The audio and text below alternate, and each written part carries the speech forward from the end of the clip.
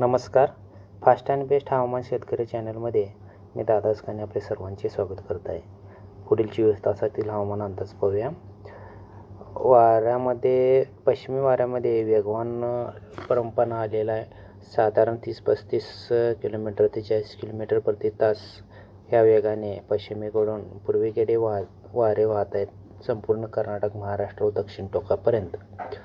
तसेच इकडे समुद्रात सुद्धा वाऱ्याचा वेग वाढलेला दिसून येतो बंगालच्या उपसागरामध्ये, आणि तो वेग साधारण 50 ते 60 किलोमीटर प्रति तास ते 70 किलोमीटर प्रति तास ह्या वेगवान दिशेने वारे ते वाहत आहेत.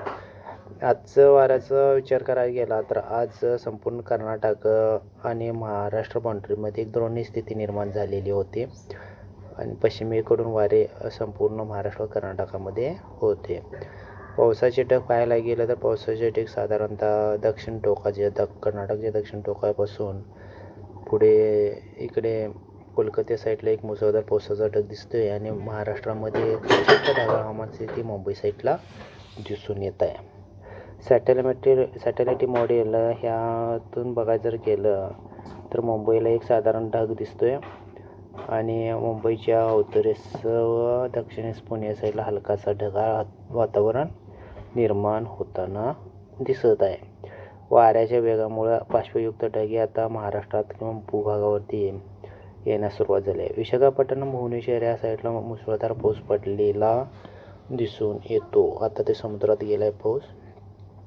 समुद्राचं तापमानसुद्धा रात्रीतून 30, 31, 33 प्लस असं झालेलं, म्हणजे समुद्राचं तापमानसुद्धा वाढलेलं आहे, म्हणून वाऱ्याचा वेगसुद्धा वाढलेला आहे.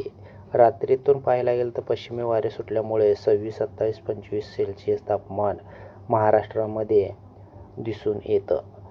तसेच इकडे सांगली आणि कर्नाटकच्या पश्चिम बाजूला सुद्धा तेच दिसतं. सोलापूर, हैदराबाद, बळ्ळारी हे पूर्वेकडून थोडेसे वारे असल्यामुळे तिथे तापमान साधारणतः 30 प्लस असल्या दिसून येतं आणि कर्नाटकच्या दक्षिणेला बघायला गेलं तर 25 प्लस, म्हणजे वाऱ्यामुळे थंडावा थोडासा थंडावा आलेला आहे. आणि भुवनेश्वर आणि कोलकाता ह्या साईडला वाऱ्याचा वेग समुद्रामध्ये फारच तुफानी वेग वाढलेला दिसून येतो आणि इकडे जमिनीवरती उद्या दुपारनं सुद्धा पश्चिमेच वारे असणार आहेत. त्यामुळं हवेमध्ये थोडासा गारवाही जाणवेल, पण उष्णताही वाढलेली असेल. याच्यामुळं काय दिसून येतं की समुद्रात ही वेगवान हालचालीला सुरुवात झालेली आहे. किंबहुना पुढच्या काही दिवसातच पावसाळी वातावरण तयार व्हायची शक्यता आहे, असं या वातावरणावरून दिसून येतं. आत्ता सध्याची परिस्थिती पाहायला गेलं तर मुंबई साईडला, म्हणजे महाराष्ट्रात संपूर्णपणे कोणत्याही बाजूस ढगाळ हवामान परिस्थिती नाही आहे. फक्त कर्नाटकामध्ये दक्षिण साईडला पश्चिम बाजूला ढगाची स्थिती दिसते, चांगली दिसते, पण पावसाची ढग सध्याला तिथे काय वाटत नाहीत.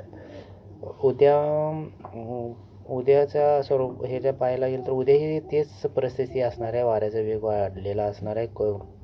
दक्षिण टोकाला थोडासा पावसाचा अंदाज दाखवतोय.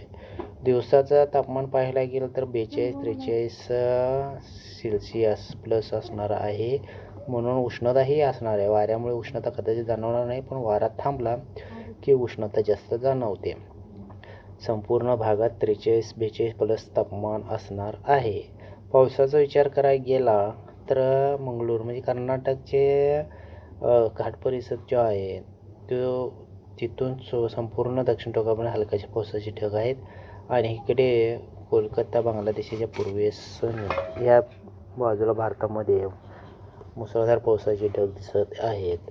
2-3 दिवसाचा अंदाज जर पाहायला गेला तर जम्मू काश्मीर या साईड बाजूने पावसाला हळूहळू सुरुवात पश्चिमी आवर्तनामुळे होणार आहे. तसेच दक्षिण टोकाला सुद्धा काहीशा पावसाची सुरुवात 2-3 दिवसात चांगल्या प्रकारे होईल असा अंदाज दिसून येतो. तिथून पुढे पाहायला गेलं एक 4 दिवसाच्या अंतरावरून तर पूर्व बाजूला दक्षिण टोकाला थोडेसे ढग आहेत. पावसाचं हवामान जे आहेच आहे. ते नव्हे तर ते पूर्व बाजूला भारताच्या पूर्व दिशेला जे राज्य आहे त्या राज्यामध्ये चांगलाच मुसळधार पावसाची शक्यता पण दिसून येते. जम्मू काश्मीरमध्ये बऱ्यापैकी हिमाचल प्रदेशातील पावसाचे ढग दिसतात आणि चांगल्या प्रकारे पाऊस दिसून येत आहे. तिथून एक 8-10 दिवसांनी पाहायला गेलं तर संपूर्ण कर्नाटक ते दक्षिण टोकात पावसाची शक्यता तीव्र दिसत आहे. महाराष्ट्रात सुद्धा कमीत अधिक प्रमाणात मध्यम ते चांगला पाऊस पडण्याचे ढगे पण दिसत आहेत. एकंदरीत काय वाऱ्याचा वेग वाढल्यामुळं समुद्रात हालचाली तुफान चालू झालेले आहेत. त्याच्यामुळं पावसाची शक्यता बनत चालली आहे. संपूर्ण महाराष्ट्रात संपूर्ण कर्नाटकात पावसाची शक्यता येत्या 8 दिवसात बनणार आहे. धन्यवाद. पावसासंबंधी नवनवीन अपडेट्स पाहण्यासाठी चॅनलला सबस्क्राईब करून घ्या. व्हिडिओला लाईक करत चला व शेअर करत चला. धन्यवाद.